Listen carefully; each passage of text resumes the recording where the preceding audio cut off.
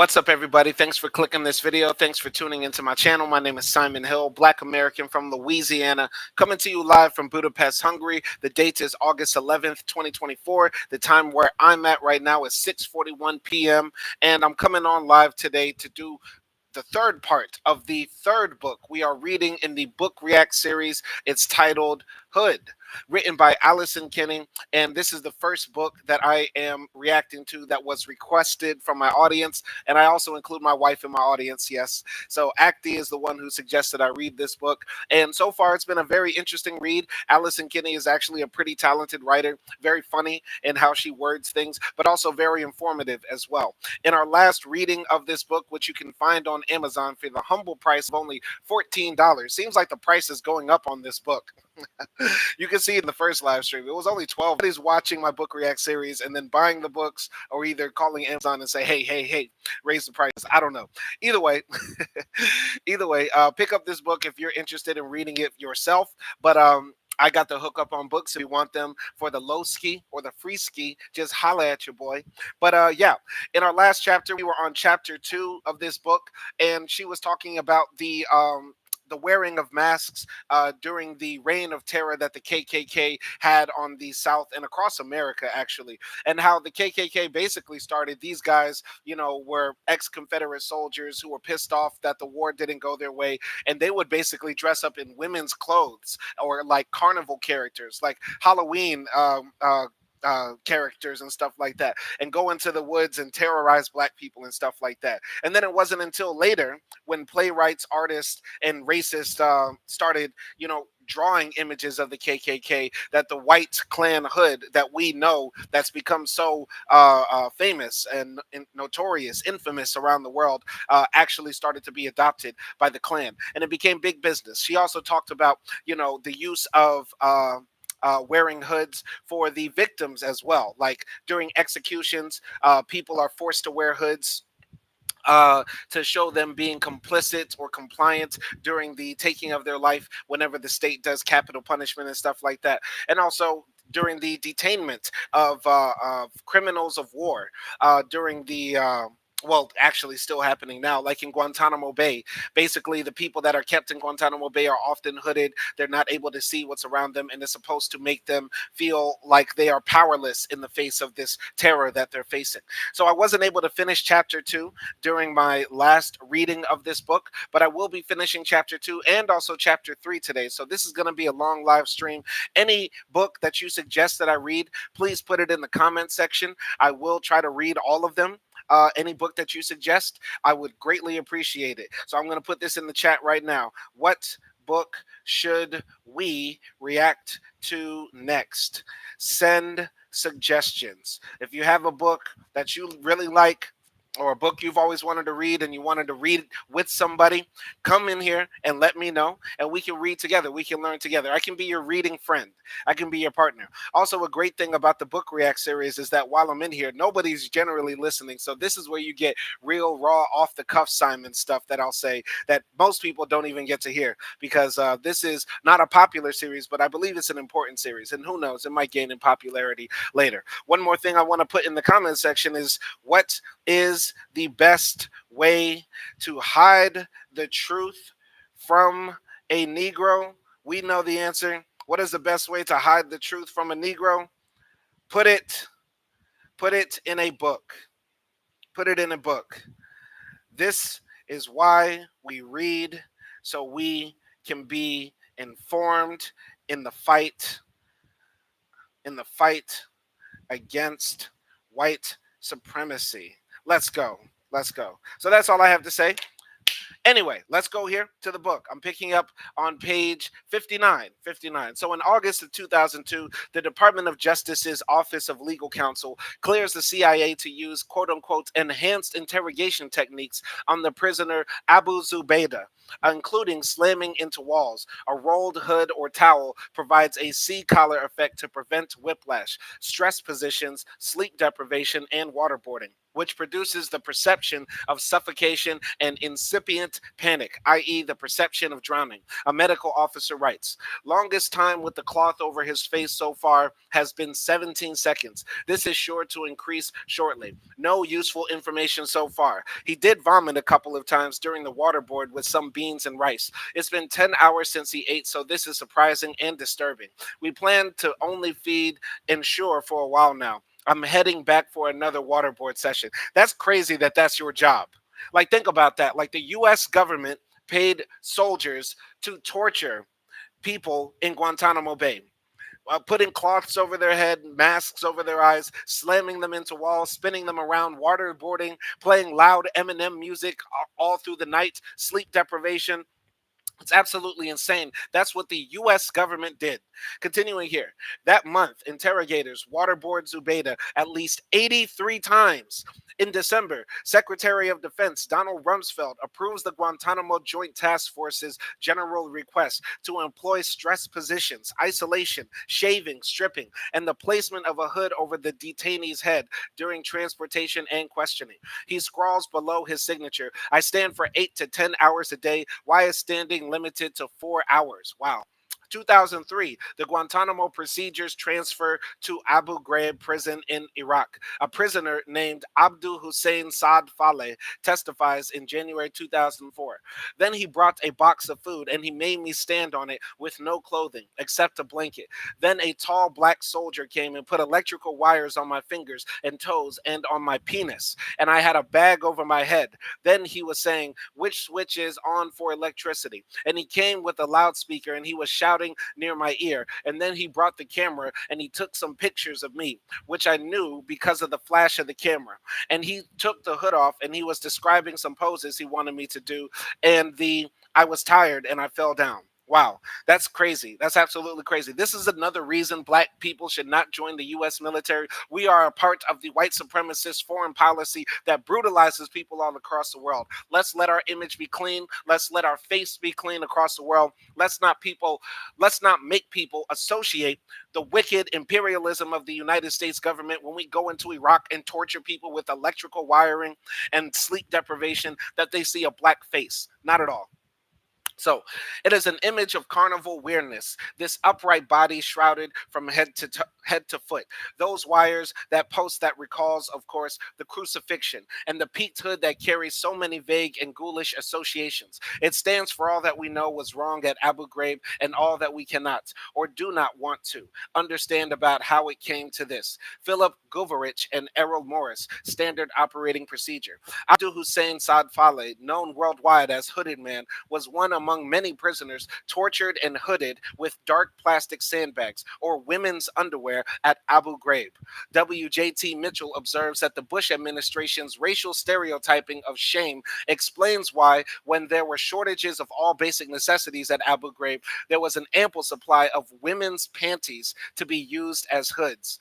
What? What? What? What? What? So this is crazy. This is crazy. This is stuff that I didn't even know about. And this is my generation. Like, this is part of the trauma of my generation. Looking on TV, seeing the images of Abu Ghraib, like that female soldier doing the thumbs up next to like a huddle of guys forced to suck each other's dicks. And they played that all on CNN and stuff like that. I didn't even know that they were just making these Iraqi men that they suspected to be terrorists wear women's clothing and then electrocuting them on their penises. What is wrong with us as a country? What is wrong with us as a country? Continuing here. Continuing. Yet Faleh's photographic image was among the most iconic. The snapshots of the hooded prisoner and of the soldier admiring his own photography evoked for some viewers scenes of other horrors. Insouciant lynch mobs smiling for group shots besides their victims. The medieval iconography of Christ as the martyred man of sorrows. Arms positioned at 4 and 8 o'clock. The police torture of Abner Louima and indeed the Inquisition. Abu Ghraib's military police, echoing the paranoia of the Inquisition toward Jews and the Klan towards black men, regarded their naked, shackled, hooded prisoners as quote unquote terrorists and felt victimized by them. Specialist Megan Ambul summarized their attitude as, don't turn your back on anybody because they're all possible terrorists, even the children. That's what they're saying now in Gaza, right? I mean, we're all seeing the images now of like the literal concentration camps that they have of the men that they're capturing from Gaza, because basically any man over the age of 18 is a terrorist, and any children, young boys that die from the Israeli Zionist bombs that fall from above could be potential terrorists, collateral damage, right? And now the Israeli Zionists are in their parliament arguing about whether it's okay or not to rape the men there, right? Like, it's so crazy how everything always stays the same. The more things change, the more they what? The more they stay the same.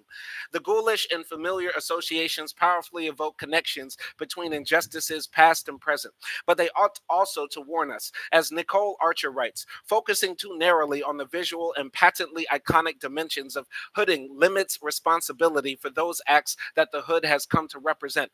It shifts conversations away from the materiality of specific institutionalized techniques of torture. Such a focus also shifts conversations away from everything else that the Bush administration never meant to reveal.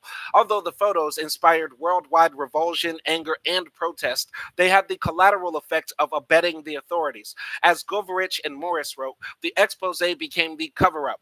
The investigations that followed resulted in convictions of the MPs, but not of the interrogators who'd directed them, or the superior who'd commended them up the chain of command to the generals. Nobody above the rank of sergeant served jail time. And that's another thing too, right? The rich and powerful, the people who have status, make the poor do the horrible things that they command them to do.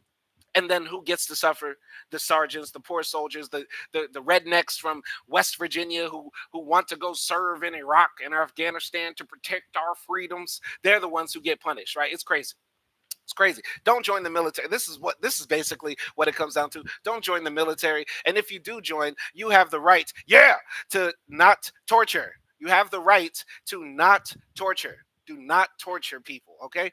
And the famous viral photos attracted public attention at the expense of the victims of crimes that were photographed. Although the iconic photos of hooded Faleh document outrages on their own terms, sexual abuse, threats of death, humiliation, corporal punishment, too narrow a focus on them obscures other facts, for which evidence must be found elsewhere. The beating of prisoners with broomsticks, the rape of a man with a chemical light, and forced masturbation, and the incarceration of children in a combat zone, the dog attack on a 14-year-old boy, the rapes of women, including the repeated rape of a 14-year-old girl, and the bloodying of prisoners by interrogators, civilian military intelligence, OGA, or other government agency, generally the CIA.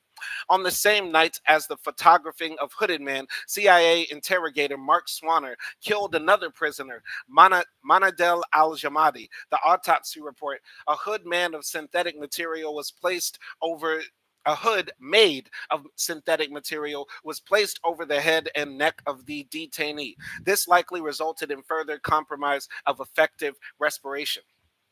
The cause of death is blunt force injuries of the torso complicated by compromised respiration.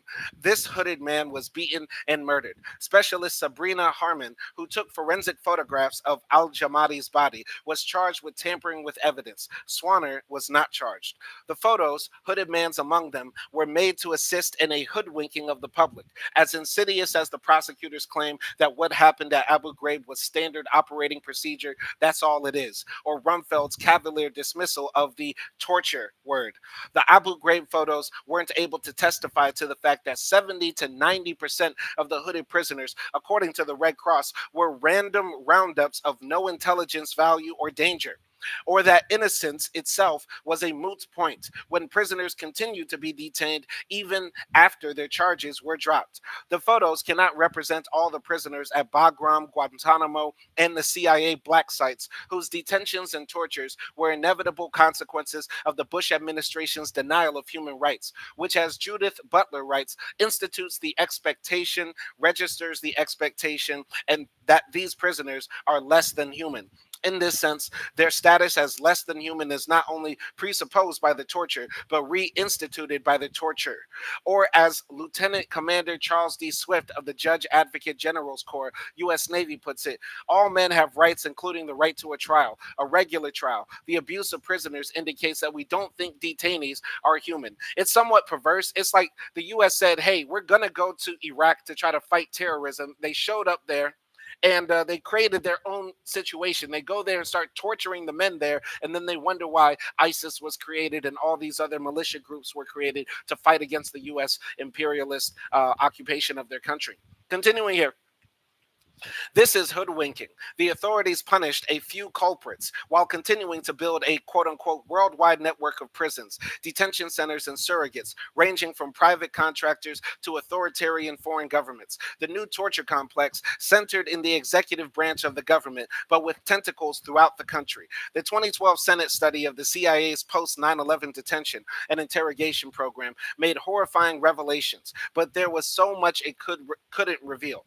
The thousands of still classified pages, the future of dozens of prisoners still trapped in the oubliette of Guantanamo, and the unaccounted for prisoners whom the CIA has disappeared by extraordinary rendition to foreign governments for outsourced torture by such means as electrocution, stretching, and the 5 days starving and chaining of a pregnant woman whose sufferings fall outside the scope of both the torture report and President Barack Obama's 2009 executive order ensuring lawful interrogations, not to mention the ongoing consequences of the invasion of Iraq, which the Bush administration justified with false intelligence about chemical and biological weapons elicited by torture. Major General Antonio M. Tagboa wrote in 2008 that the commander in chief and those under him authorized a systematic regime of torture. After years of disclosures by government investigations, media accounts, and reports from human rights organizations, there is no longer any doubt as to whether the Bush administration has committed war crimes. The only question that remains to be answered is whether those who ordered the use of torture will be held to account. They're still free. J.S.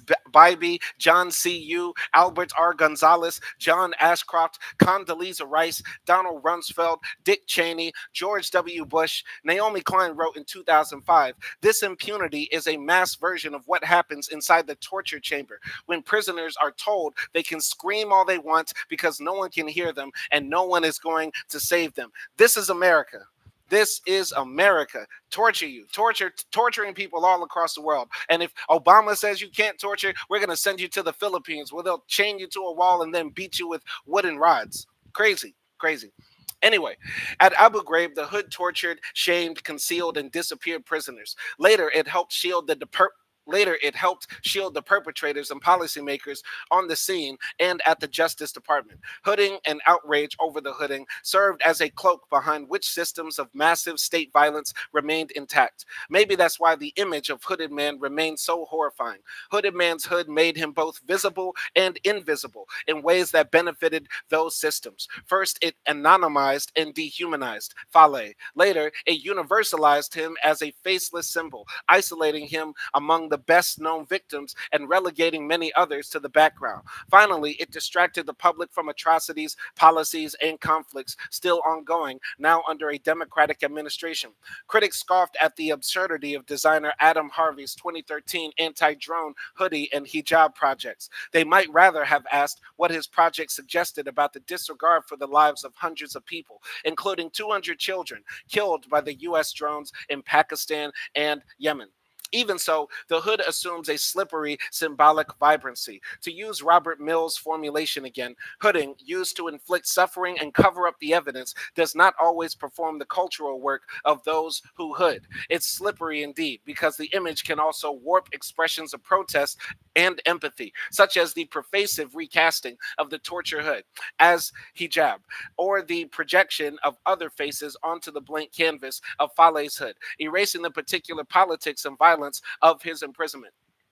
Still, the official narratives can't entirely control the meanings of Hooded Man's image. It evades containment and still sparks outrage. Among many voices raised in protest, artists have reasserted Fale's humanity and that of so many other victims by reframing their images and exploring their particularity and universality, visibility and invisibility. Qasim Sapti's Baghdad exhibition, Abu Gulag Freedom Park, included Hanan al-Abiyadi's plaster sculpture of a hooded woman cut open to show a chained fetus, commemorating the raped prisoners. Also, Abdul Karim Khalil's A Man from Abu Ghraib, a series of of marble sculptures of naked, hooded, bound prisoners carved months before the media disclosures. We knew what went on at Abu Ghraib. The picture did not surprise me. Fale's black hooded figure reappeared in 2004 on the freeways of Tehran as a billboard style sign, Emruz Iraq or Today Iraq, and on an overpass in Los Angeles in freeway bloggers' posters, The War is Over. In 2007, Iraq Veterans Against the War staged a performance protest in which soldiers in fatigues hooded and detained prisoners on the streets of New York. Khalil Ben says, "Mashallah, salam alaikum to Khalil." It's so crazy, right? How in this story she described so many things that I think would be beneficial for the audience to see or the reader to see. I really wish this book had more pictures to show, because if you're going to talk about objects, show the pictures and let people know like exactly what we're looking at, right?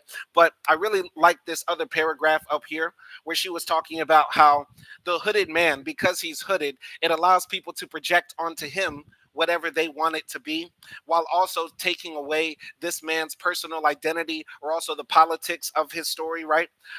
It's sort of like the Che Guevara image, right? Like Che Guevara is a communist revolutionary hero, an icon to the left. But now his image is on t-shirts, shoes, coffee mugs, and stuff like that. And it sort of loses meaning and purpose. Now, some people might still look at Che and remember, but a lot of people just see a handsome, wistful young man on their coffee mug or t-shirt instead of actually, thinking about what this man stood for. And I think that's the same thing with Hooded Man from Abu Ghraib as well. Continuing here. Continuing here, one artist spoke to these protests, but also to the other image makers, whose hoods echo or defy each other. Bruegel's death, Goya's Inquisition victims and flagellants, Cruikshank's executioners, Griffith's Klansmen, Guston and Kaddish's mixture of them all, and Abu Ghraib photographer, Staff Sergeant Ivan Frederick's Man of Sorrows. This artist was Saladin Salat, another professional muralist, who painted on a concrete wall in the Baghdad suburb of Sadr City in 2004. He chose a street where, he hoped, everyone can see it. Neighbors and children watched him work. He painted the Statue of Liberty, hooded like a Klansman, turning on the electric current to torture or murder. Hooded Man. Like the Morelia mural, Salat's painting is a danse macabre with a live connection between power and the powerless, Klansmen and Lady Liberty, America, Iraq, the invisible authorities, and the unmemorialized dead. Both the torturer and the victim wear hoods, white and black, in an uneven, unjust struggle of disastrous consequences for the lives involved and for the nations they represent. And Salat painted text, that freedom for Bush, for Bosch, okay, because Abu Ghraib was Bush's vision of freedom, and because Bush and many others went free. Salat's doubled hoods are reminders of all that the photos cannot reveal. I'll repeat, Salat's doubled hoods are reminders of all that the photos cannot reveal. The undocumented war crimes, the impunity of policymakers, even the satisfaction of believing that we have witnessed, understood, and protested all there is to know. We haven't. The hoodwinking continues in the struggle against terrorism. La Inquisition, the struggle against war and fascism. Very excellent chapter. I really, really like that chapter. Once again, shout out to Allison Kinney. This is a great book, great suggestion. And once again, guys, if you have a book that you suggest for me to read, put it in the comment section because I really enjoy reading. I love providing free education for the people, right?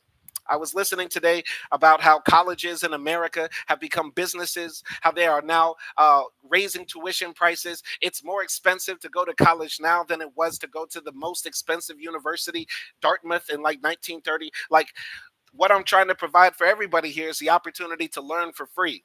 So if you value education, if you value learning, if you value expanding your mind, tune into the Book React series and let's react to books together. So put those suggestions in the chat. Continuing here, we're jumping now to chapter 3 of only this 4-chapter book. So I believe, tomorrow when I do my last reading for chapter 4, we'll be done with this book. So yeah, I'll be starting a new one possibly later next week as well. So let's get into it. Chapter 3, Little Red Riding Hoodlum. Tatterhood sailed off and steered her ship right under the land where the witches dwelt. When the king's men came down there, they saw never a living soul on board but Tatterhood. And there she was, riding round and round the deck on her goats at full speed till her elf locks streamed again in the wind. What? Tatterhood, the Norwegian fairy tale where a gray hooded, goat riding princess battles trolls and witches to undo the spell that's turned her sister into a calf. Okay, Norway is weird and strange.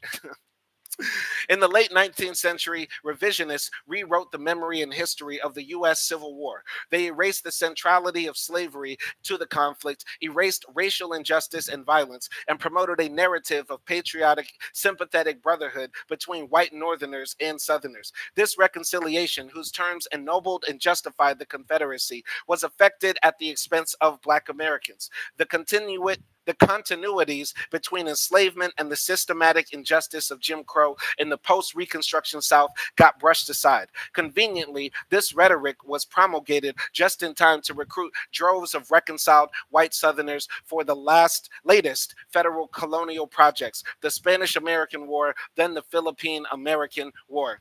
Whatever the new Southern recruits were expecting to find in the Philippines, it probably wasn't a secret society of hooded Filipino revolutionaries carrying KKK banners. The, oh God. Wow. Okay, I can't pronounce this, but the Katastasan Kagalagalaman Katipunan Mga Anak Bayan, most noble and respected union of the sons and daughters of the country.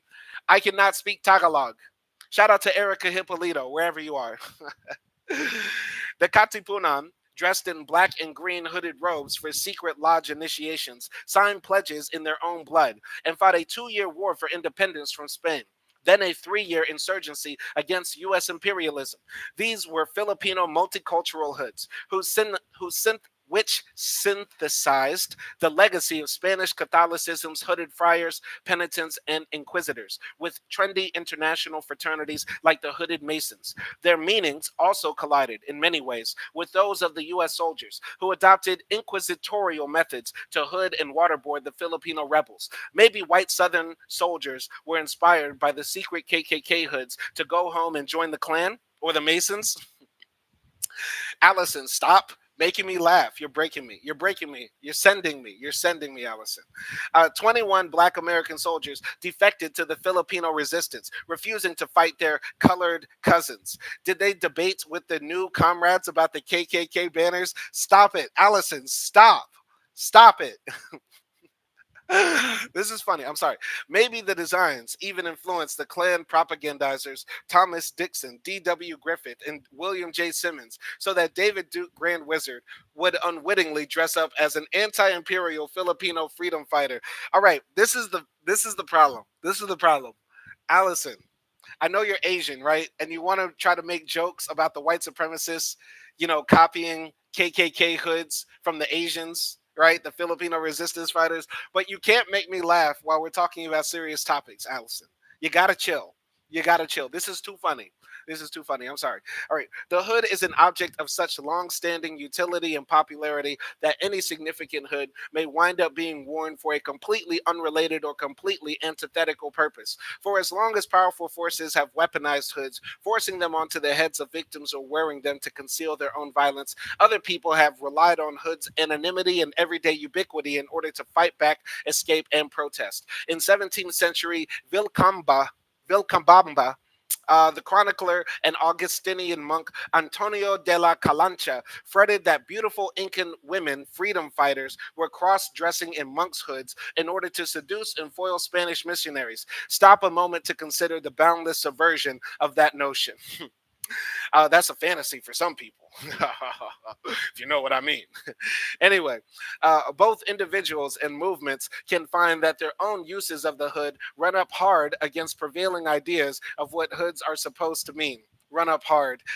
I got a dirty mind. I have a dirty mind. Sorry, but even when and sometimes because authorities brand the hood as criminal or illegitimate, people keep wearing their hoods for resistance, revolution, and transformation, for self-expression, defiance, and play, and simply to conduct their own private business in spite of what authorities would have them do, which is not the least form of resistance. Maybe it's this tendency, as much as the association with the Middle Ages, that explains why hoods figure so prominently in myth, fairy tale, fantasy, and dystopia, with their metaphoric conflicts between good and evil, authority and anti authoritarianism. The Celts had the hooded fertility figures of the three Geni Kukalati, three spirits or gods or eggs or penises. What's the difference? Wearing hoods. The ancient Greeks had Telesphorus, a hooded wellness god. The 14th century Norse bard saga features a gray cowled giant troll human hero.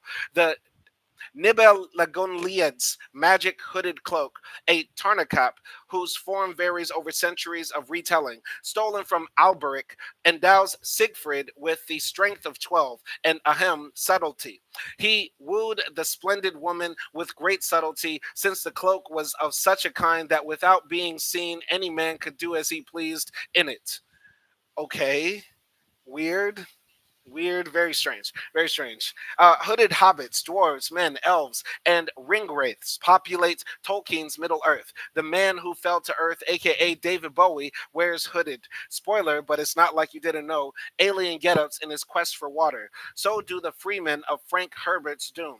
The Wonka Vision Oompa Loompas dance and terrify you in hooded, white protective suspender suits. The comics team with hooded characters, notably Marvin's villain, the Hood, who steals his Tarnkappe from an Alberic like demon, and DC's anarchist Robin Hood superhero, the Green Arrow. Wouldn't we love to talk about how Robin Hood's transformation from aristocrat to outlaw to agent of wealth distribution complicates what we think we know about lawfulness and dissent? Although Errol Flynn wore a hood on the balcony, Robin's non engagement with actual hoods merits only a regretful note. In some feminist versions of Little Red Riding Hood, including the Maryside Fairy Story Collectives and Buffy the Vampire Slayers, Hood faces harassment and assault, but kicks ass and sometimes dons her assailant's skin. In Angela Carter's version, Hood and Wolf knock boots, which is another kind of transformation.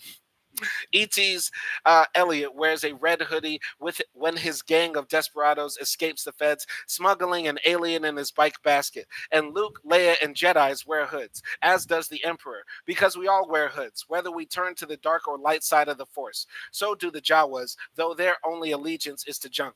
On top of everything, hoods are about transformation, resistance, and everyday life. I now know who is the one person I want to have in my smoke sesh, definitely. I got three people in my smoke sesh rotation. Allison Kinney is one of them. She's got Star Wars jokes. She's got KKK jokes. She's perfect. She's perfect for the blunt rotation. Allison, if you're watching this, you're invited to the cookout. You're invited to the cookout. All right, continuing here. James H. Johnson delightfully narrates such a transformative, ordinary day in the Venetian Republic, when all the patrons of the Thistle Cafe were wearing the head to toe ensemble called the Balta proper, a close fitting black hood, cape, tricorn hat, and mask. This black hooded costume had developed from a century long battle between the Venetian commissioners of display and the aristocracy. During the 1707 financial crisis, the commissioners had attempted to maintain aristocratic distinction, quash sumptuary excess, and ban sartorial individualism by decreeing that noblemen wear togas in public. Instead, some nobles adopted the batua, cheap enough for poor nobles to vie in style with the rich, while capacious enough to cloak the newfangled foreign wigs and suits the sneaky rich wore underneath. As more patricians donned anonymous black batuas, the state enforcers found it impossible to tell them apart. The subversive trend mainstreamed into the new noble uniform. The commoners followed suit until in 1793 nobody could identify the class of any given batua wearer or the gender. One Thistle Cafe patron sat reading the Gazzetta Urbana Veneta. The newspaper had printed an editorial by Signor Lover of Beauty, who denounced the covering of women, you who are the beautiful half of mankind, who bright delight who bring delight to all men who see you. Why do you deform yourselves in this way? The reader, whose name was Laura, grabbed a pen to fire off a reply to the Gazetta. The paper published her letter 10 days later. Will you refuse to read further if I tell you I am a masker? You are reading the words of a woman.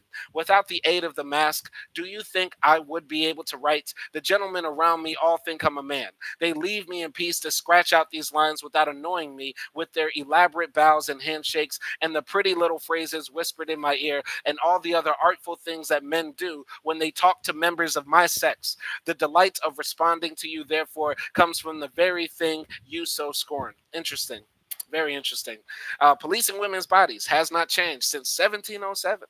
Laura's hooded, masked Batua freed her to read, write, and trounce a male writer while occupying a presumably male dominated public space. 2 centuries later, a woman emerged from the surf at Sydney's Bondi Beach wearing a black hooded, head to ankle outfit. It was a modest, halal, or Islamic swimsuit of the kind designed and sold by Muslim women entrepreneurs. California microbiologist Shireen Sabet designed the splash gear modest hooded scuba suit. An Australian Aheda Zanetti trademarked the burkini, as modest swimsuits are popularly known. The burkini is a two-piece swimsuit notable among the variations of modest dress for featuring not a veil or a scarf, but a quick drying stretch hood, the hijud, which Zanetti first sewed for a netball playing niece. It also evokes the French silent film icon of cool Irma Vep. I don't get that reference. That reference is whoop over my head. Anyway, Zanetti designed a red and yellow burkini emblazoned with the words "Surf Rescue" for Mecca La La. Mecca La La. What a funny name. What a cute name, but a funny name. That's a cute name. La La. La La. Mecca La La. I don't know if that's a woman's name. I've never met a woman named Mecca. All right. All right. Nelson Moreno says both black bodies and female bodies are highly politicized. Ain't that the truth? And women's choices of whether to wear bikinis or burkinis is also still very controversial to some people, I guess. Anyway, Mecca Lala, who in 2007 learned to swim, then became Australia's first Muslim woman lifesaver, as well as a spokesperson on immigration, assimilation, and beach culture. Very interesting.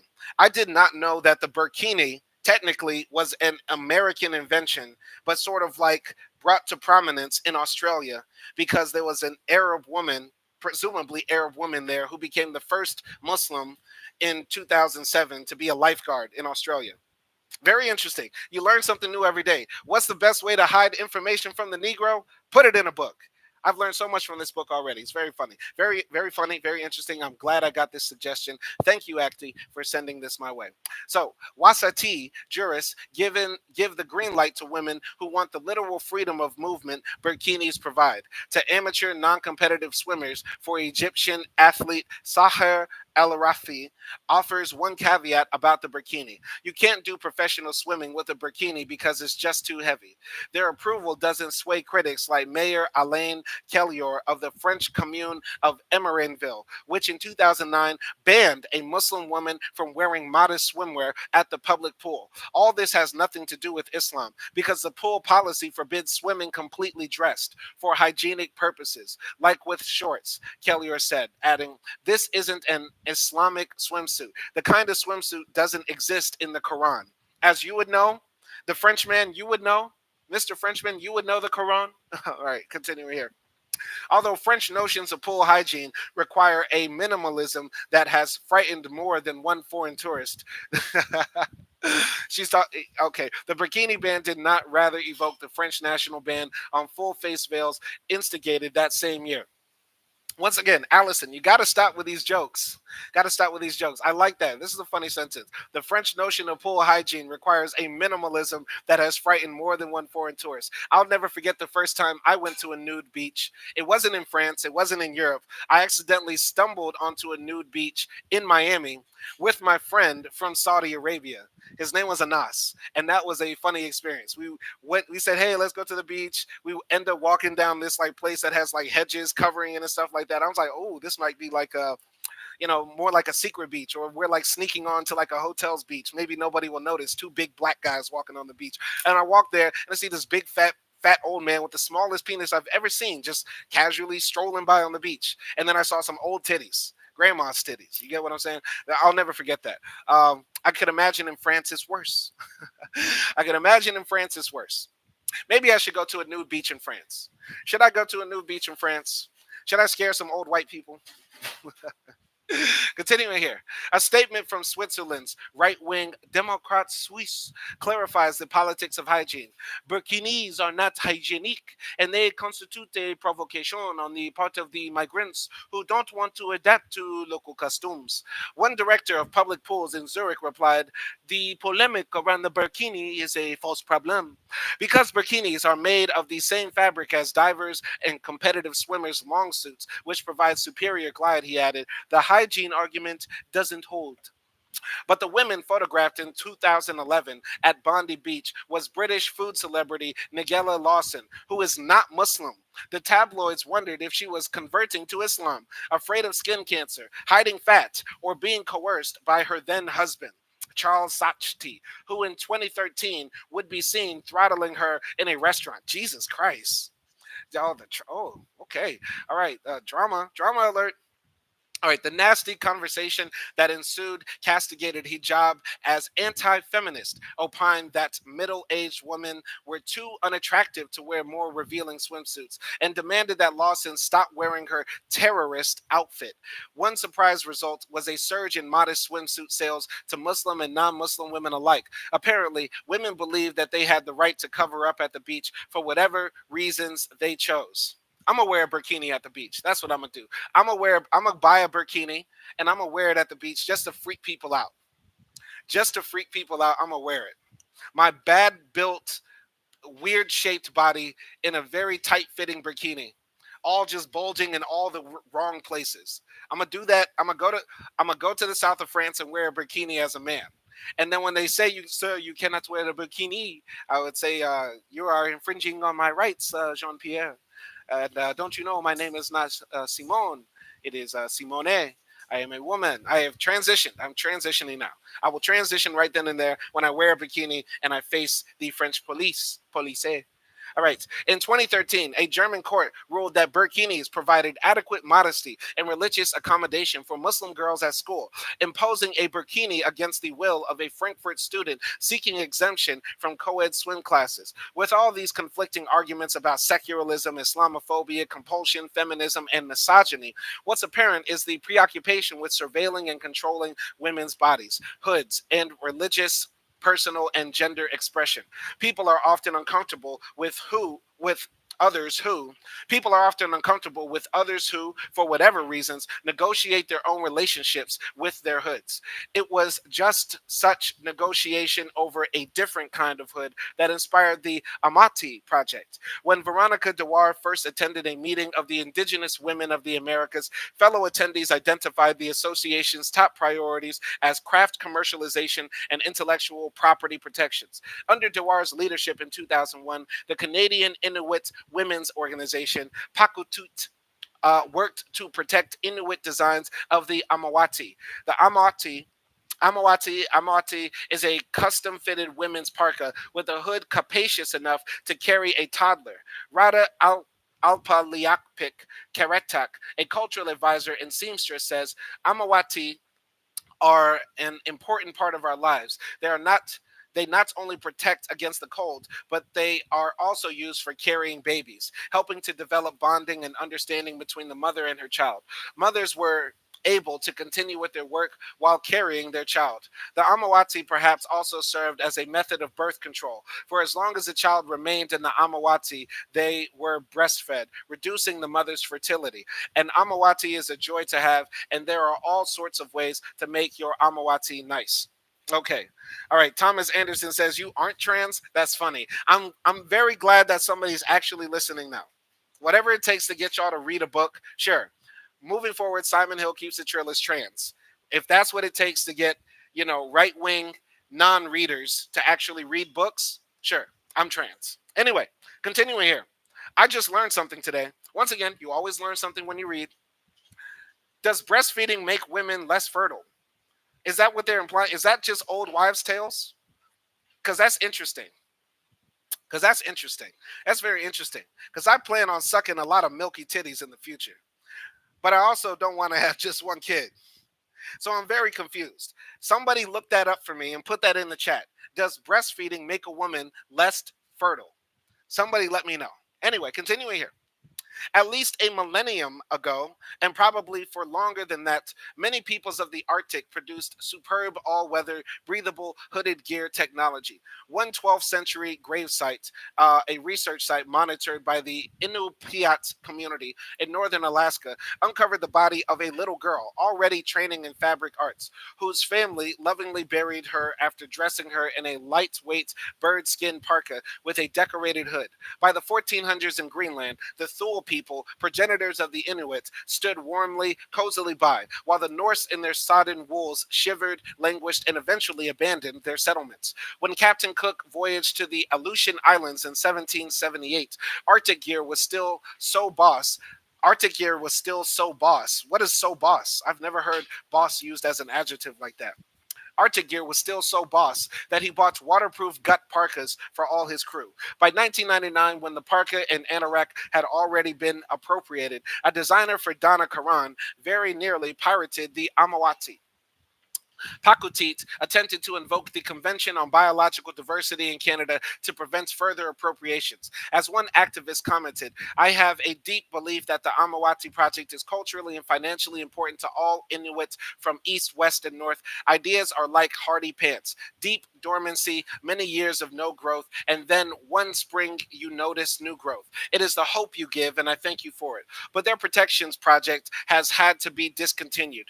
Amutit, which were and are worn by Inuits women in Canada, Alaska, and Greenland, are becoming increasingly popular among non Inuit parents. So, Inuit craftswomen urge customers to buy from Inuit owned businesses that honor their community's stake in collective traditional knowledge. I think this is like the issue of like cultural appropriation. Like, is it wrong for the dominant society, especially if they're descended from the people that raped and pillaged the indigenous people of Canada, so called Canada? That's my favorite phrase, by the way, so called Canada. We should call it so-called America too. I like that. Shout out to all my Canadian leftists. Anyway, it's very interesting, this topic about cultural appropriation when it comes to clothing and stuff like that, because if something is worn and it has a lot of practicality, people will adopt it. It doesn't matter where it comes from, right? Like the hoodie in and of itself, which is an American invention as far as I know. Like the tradition, what we call a hoodie, like the thick sweater with the hood that you throw over when you want to go running or when you're too lazy to get dressed to go to the store. You get what I'm saying? If something has utility, people will use it, right? So, is it appropriation? I don't know, but I do understand that the indigenous people, the First Nations of Canada, have a very particular history with the white with the descendants of the white invaders, right? Because in Canada they weren't eliminated and erased like they were in America.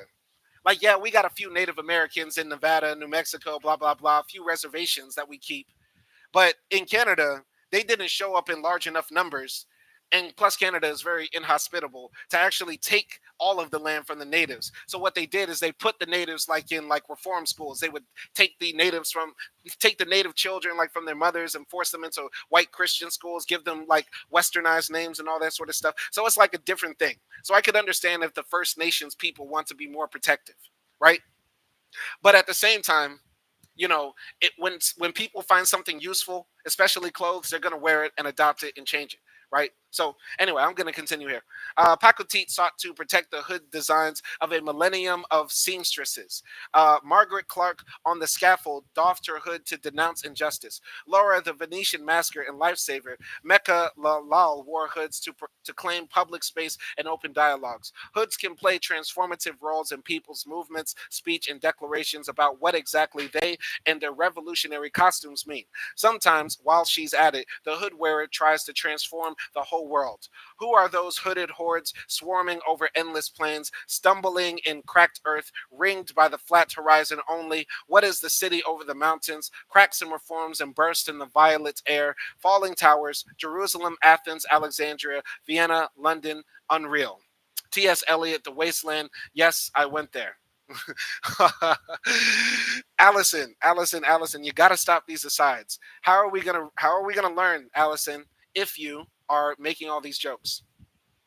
So, in the 1930s in Rochester, New York, the Knickerbocker Knitting Company renamed itself Champion Knitwear and attached a hood to a sweatshirt. EC Hoodie. Champion sold its hoodies to upstate football teams, tree surgeons, and other outdoor laborers. Tree surgeon is a job. Tree surgeon is a real job you can get. In America, you can be anything. Did I say I hate America? I love America. You can be anything there. A tree surgeon. Over the next few decades, athletes, surfers, Rocky, hip hop, and graffiti artists, skaters, college students, and a big dose of advertising transformed the hoodie into mainstream style. Meanwhile, Champion underwent its own transformation, eventually acquired by Hanes Brands, which manufactures or contracts its garments in facilities in the Philippines, China, Vietnam, Haiti, El Salvador, and Honduras. In 2011, the International Textile Garment and Leatherworks Federation named Champion among 60 companies that failed to pay living wages for workers. Their report documented other abuses of workers' rights, such as below minimum wages, retaliation against unions, pregnancy tests on women workers, and child labor violations. Who benefits from these practices? For context, in 2004, the Hartford Courant found that the U.S. $37.99 price on a university branded Champion hoodie comprised $1.37 in fees, $8.32 for the manufacturer, $6.85 for Champion, $21.27 for the University of Connecticut, and $0.18 for the factory workers. Capitalism is a scam. Ain't that crazy? Ain't that crazy? All right, so Acti jumped into the comments. She said this. So breastfeeding doesn't make you less fertile, but it just delays your fertility hormones because they don't go back up until you fully recover from giving birth. The amazing creation of the woman's body. Very interesting. Thank you, Acti, for filling that out. But I wonder why. The Inuits, because they're walking around with babies in their hoodie sweaters, right? Why they're walking around with all those milky titties? Why they're walking around with all those milky titties? And yet and still the Inuit population is declining. Inuit men, y'all got to get on business. Okay? Okay, the Inuit women are walking around in the igloos with icicles on the tip of their nipples because the men are not taking care of sucking on those milky Inuit Eskimo titties. Sorry for saying Eskimo. That's very offensive. I apologize. Acti says, this makes me believe in God. Oh, now you believe in God. Now you see that Inuit women have big, juicy, milky, icicle tip titties. Now you believe in God. Okay, I see how it is. I'm joking. I'm joking. I love my book react series because I get to say what I want because nobody's listening. Anyway, it's crazy, right? You spend $40, close to $40 on a Champion hoodie, and only 18 cents goes to the workers, and the large majority goes to the university. All right, Acti says, cut it out with the titties. Okay, I won't say titties anymore, guys. Acti had to ruin the fun. I'm sorry. I'm sorry. I'm sorry. I'm sorry. Continuing here. Sometimes, though, hoodies come back to haunt the corporate globalizers who profit from them. On November 29th, 1999, when 45,000 people convened in Seattle to protest the World Trade Organization's ministerial meeting, it was no surprise that many wore black hoodies. It was part of the generic young Seattleite look, said protester Kevin Scullin, living in the Pacific Northwest. We gravitate towards layering clothes for the weather, for warmth and comfort. A cheap black hoodie. We always bought them at Army Navy surplus. It's great for this, with the added utility of having a head covering on hand. Hoodies are also a perfect canvas for adornment so the anarchist kids could throw up their crass and other crust band back patches. The other punks could cover theirs in band pins. The hippies could paint stuff on them. Mine was plain black though. The protesters taught workshops on the WTO's role in the workers' and human rights violations, destruction of the environment, and entrenching global poverty. They climbed walls and construction cranes to hang protest banners. They held potlucks. The following morning, November 30th, tens of thousands marched towards the Seattle Convention Center, workers in hard hats and uniforms, children and adults costumed as sea turtles, thousands in generic Seattleite hoodies. A few protesters threw garbage cans. Other protesters shut them down. Thousands more gathered to sit, stand, link arms, chain themselves, and otherwise block access to the convention center in an act of nonviolent civil disobedience. It was very festive, though. Music was playing. People were dancing, Scullin said. All right. So Thomas Anderson says Simon loves him some warm milk. Guys, I can't say titties no more. But yes, I love warm milk. I love some warm milk. Milk. Author Wendy C. Ortiz was there too, unhooded, but swaddled in a scarf and fuzzy cat eared hat, in a spirit of satire and friendly mischief. Knowing I would be out most of the day, I dressed for the cold weather, warm jacket, layers of clothing, and presciently goggles. Because the city of Seattle was soon to decide that those hoodies, cat hats, and dancing sea turtles weren't festive or friendly. At 10 a.m. on November 30th, the Seattle Police Department, wearing black riot gear, fired tear gas at the peaceful protesters. They drove armored vehicles directly into the crowd. They pepper sprayed and fired rubber bullets at people. Scullin recalled, I was seated with cops about 4 feet away, armed with tear gas canisters and tear gas guns. The canister hit me right in the foot when they rolled them into the crowd. Keep in mind, this was a huge group of people, stretching city blocks long. You couldn't help but get up and run when the tear gas hit your face. You can't really see. You just know you're in pain and you need to get away.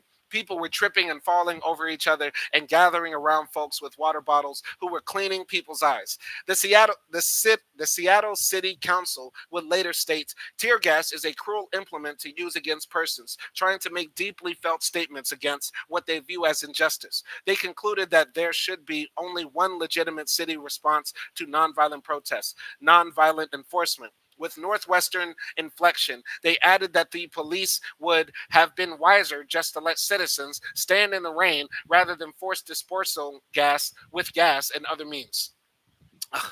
Okay, that was not what the city did, though. The police clamped down on waves of newly arrived marchers. People put their hoods up in defense, covered their faces with bandanas. It heightened the sense of solidarity for me, said Scullin. The hoodie became a crappy prophylactic against the tear gas and rubber pellets. The Clinton administration insisted that Mayor Paul Shell clear out the protesters. The city declared a civil emergency in the downtown no protest curfew zone.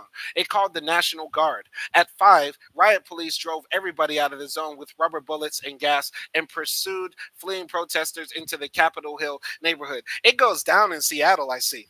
In Seattle, it goes down. It's so crazy. Like the Pacific Northwest of America, number one, I don't know the Seattle accent, which is why I couldn't nail it earlier, but I'm pretty sure there is a distinct one. But it's so crazy. The Pacific Northwest brought us Nirvana, Starbucks. They brought us fucking Amazon, and they also brought us like the wire for homeless people, the wire for white people. Like, because you go to Portland, you go to Seattle, all you see is just it looks like the wire. It looks like Baltimore. But because it's on the West Coast, far away from the federal government, and because it's nothing but white hippies out there, managing around in the streets, everybody just lets it sort of go. It's so crazy. The Pacific Northwest is so strange. It brought us the most radical anarchist leftists in America that like took over police stations, and it's also the home for like racist white supremacists trying to create a white utopia. It's like, what is happening in the Pacific Northwest? It makes no sense. It brought us Jimi Hendrix. Jimi Hendrix is from Seattle, but I'm pretty sure a lot of the people that stormed the Capitol on January 6th came from Seattle too. That's the crazy thing. What the hell is happening in the Pacific Northwest? Somebody make that part of the nation make sense, or let that big earthquake come and we just get rid of it. Because we'll take another Jimi Hendrix, please, but keep the Nazis and the fascists in the woods. I'll continue here. Anyway,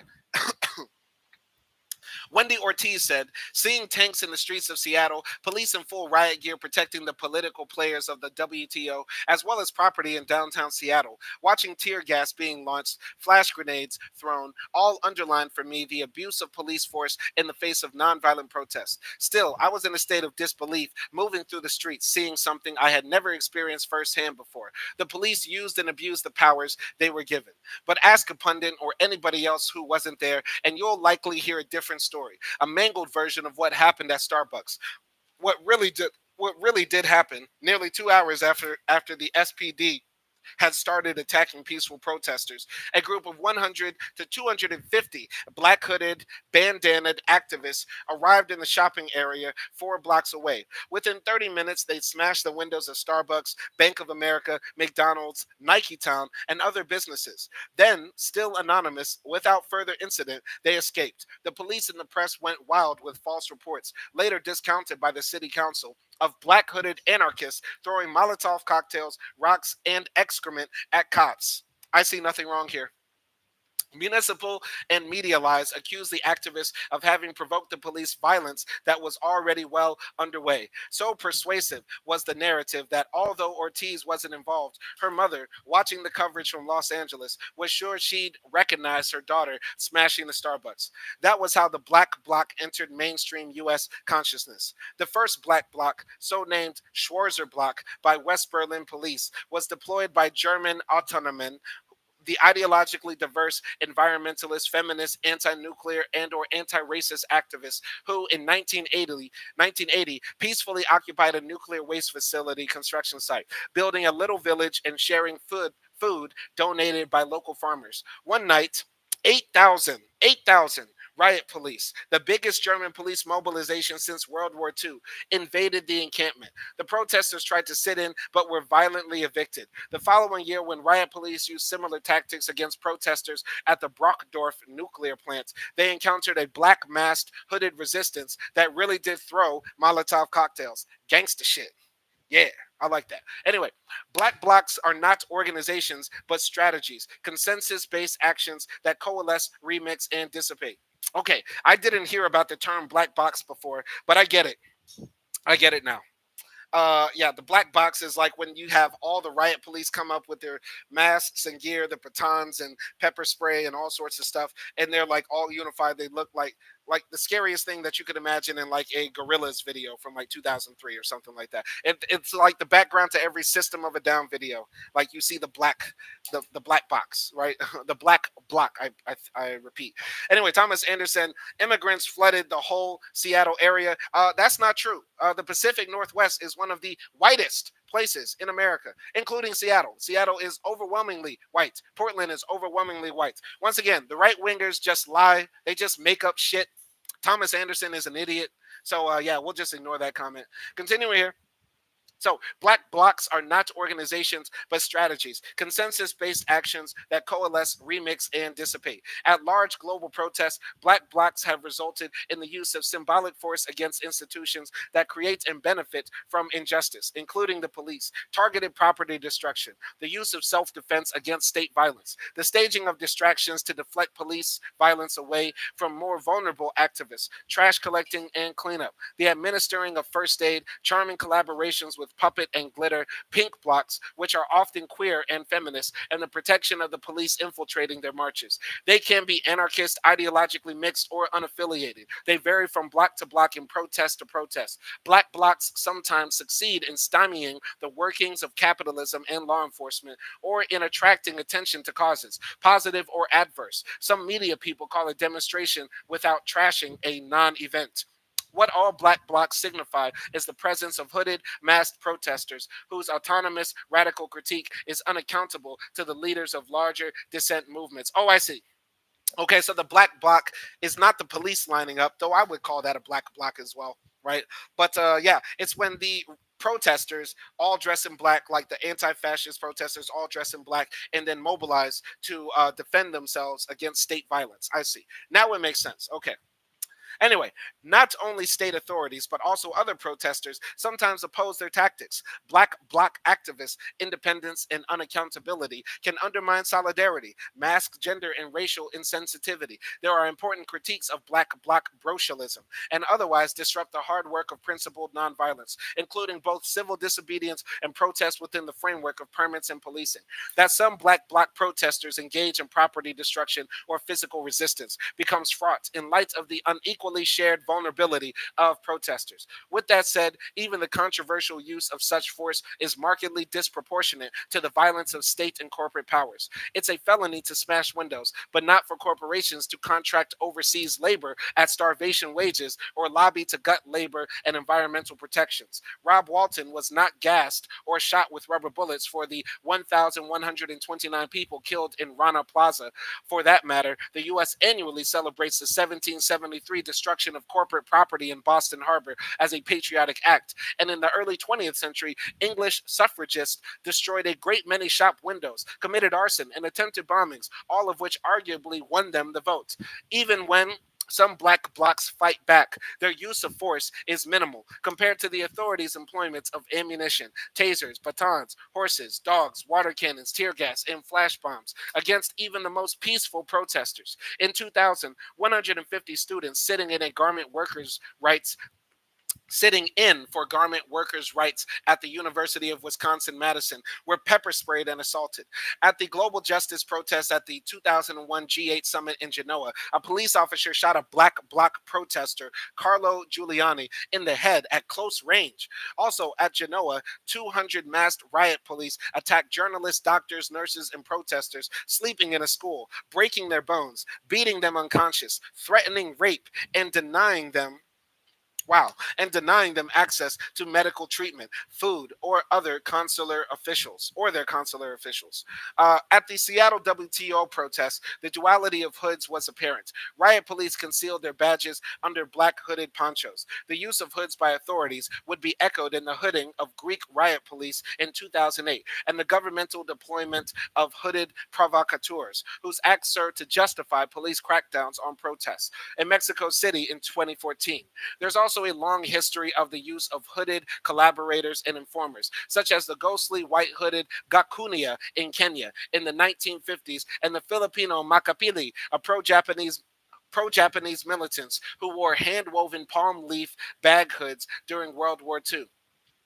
In Seattle, the black hooded police pursued thousands of fleeing nonviolent black hooded protesters. Again, not black bloc members into Capitol Hill. Ortiz said a crowd of people were running away from downtown and someone was blasting Jimi Hendrix's rendition of the Star Spangled Banner as we were running. Projectiles hitting the ground, flashbangs whipping the crowd into a confused frenzy. It was surreal and terrifying. Seattle police abuse blurred distinctions between protesters, press, legal observers, and bystanders in black hoodies, coming home from work or ordering takeout. All found themselves outlaws, vulnerable to pursuit, gassing, or shooting. Tear gas seeped into apartments and restaurants. Under these circumstances, it was hardly surprising that people who hadn't previously protested began to raise their own black hoods to defend themselves, escape, show support to the cause, or protest the ongoing police brutality. It is the duty of the state to protect the constitutional right of the people to gather freely, which is undermined and hampered by the violence of those who are hooded. Greek Ministry of Justice. Measures to protect public peace issued after the 2008 protests. You have been warned by the Ku Klux Klan. There will be consequences for your acts of violence against the peaceful, law abiding citizens of Missouri, said the Klan, claiming the support of the Ferguson Police Department in 2014. The KKK is still alive and active, ain't it? Ain't that the truth? So, why right now? About the hoodies of the Battle of Seattle. After Seattle, some critics' takeaway was that the Black Bloc had delegitimized the global justice movement. The government, media, and public were happy to recast the police brutality as a righteous battle against hoodlums, to curtail civil liberties with the excuse of protecting citizens, and to scapegoat the Black Bloc for inciting violence. Maybe these criticisms reveal that the Black Bloc had a necessary function after all, to expose the pitfalls of good and bad dissident rhetoric. At its best, the rhetoric queries how Black Bloc's unaccountability can harm and hamper dissent. It also explores how healthy dissent can allow for multiple approaches, radicalism, unruliness, disagreement, and mistakes too. At its worst, the rhetoric exonerates both the armed authorities committing violence and the people who justify that violence. The rhetoric has facilitated the past decade's deployment of immense ideological and financial capital, not to mention weaponry, to militarize the police and to criminalize protests. It enables what David M. Perry calls the cult of compliance, by which police explain away their actions by citing non-compliance. They do it because it works. They do it because, according to their beliefs, any sign of non-compliance is an invitation to strike. Hooding is non-compliance. Dissent is non-compliance. Anything can be read as non-compliance. In the context, some reject the black hood. But as Kevin Scullin said about his black hoodie in Seattle, if I'm in a fight with the police, I'd like to be covered up for safety and for anonymity. Before they let the tear gas fly, the cops were blatantly videotaping us, even when we were just sitting. Some choose to reclaim the black hood along with the protections, fellowships, and subversive and ordinary meanings it can can offer. Across many platforms, nations, and climates, protesters stick to their hoods for freedom of movement and speech, for anonymity and self defense, and simply to assert the right to wear hoods. Black hooded protesters have demonstrated at the 2004 Republican National Convention in New York, in Spain, and in Greece, where they were called the Kukulafori, or the hooded, in the Occupy movement, the Brazilian World Cup protests, and the Egyptian Revolutionary Black Bloc. And wherever the V for Vendetta Guy Fawkes mask meets a hood with anonymous protests, to the spectacular pairing of Fox with hijab, when women protested in Bahrain in 2013, George Cruikshank was rolling in his grave. And in Iguala, Mexico, where marchers, some in hoodies, some in pasamontañas, protested the disappearance of 43 students kidnapped by what first appeared to be a coalition of City Hall police and cartel, but was later shown to involve the Mexican federal police and military, who obtained cartel confessions under torture. With such forces arrayed against freedom, concealment is sometimes the dissenters' only defense, sometimes the only hope of escaping with their life. If a hood provides inadequate defense against surveillance, civil liberties violations, or a rain of rubber or live bullets, it still invites us to rethink our assumptions about violence and dissent. When peaceful hooded protesters are assaulted by police hooded in riot gear, heads of states and the public at large ought to hold themselves accountable. They should question the popular ideologies of dissent, criminality, and order that divide legitimate protest from illegitimate, liberal from anarchist, reformist from revolutionary. They should also question how this rhetoric serves racism and other bigotries. For example, the pervasive use of the terms rioters and looters rather than radical dissenters to describe the young people of color, many in hoodies, who protested the 2005 electrocution of three boys during a police pursuit in the Paris banlieues, the 2011 police killing of Mark Dugan in London, and the 2015 killing of Freddie Gray in Baltimore in Maryland. As Norm Stamper, chief of the Seattle PD in 1999, later wrote, Seattle might have served as a cautionary tale, but instead, U.S. police forces have become increasingly militarized and is showing in cities everywhere. The paramilitary bureaucracy and the culture it engenders, a black and white world in which police unions serve above all to protect the brotherhood, is worse today than it was in the 1990s. Such agencies inevitably view protesters as the enemy, and young people, poor people, and people of color will forever experience the institution as an abusive, militaristic force, not just during demonstrations, but every day in neighborhoods across the country. The rhetoric of Seattle should be familiar at every protest, from Hong Kong to Ferguson. It's the protesters' fault, the Hooded Woods' fault. It's their fault that the police weren't nice. It's their fault they got beaten, gassed, and shot. Seattle should have exposed the hypocrisy of a culture that holds hooded protesters to standards of superhuman restraint, yet exonerates the hooded police for showing no restraint at all. It's a culture that values compliance with authority over freedom, justice, and people's lives. Very, very good chapter as well. Very interesting topic as well. Chapter 4, I believe, is the final one. I believe, right? So we'll be wrapping up this book in our next live stream, which we'll do tomorrow. Okay, I got a lot of work to do tomorrow. I always do these live streams after I do my English classes and stuff like that. But yeah, looking forward to finishing this book. And once again, if you guys have any suggestions for books that I should read, please put them in the chat. I will read them. I don't have anything planned for Book React 4, but I know definitely by the end of this year, we're going to be doing at least 10 books for the Book React series. So if you really want to get the book in for this year, let us know. And tune in for tomorrow's live stream. My name's Simon Hill. Y'all be easy out there. Peace.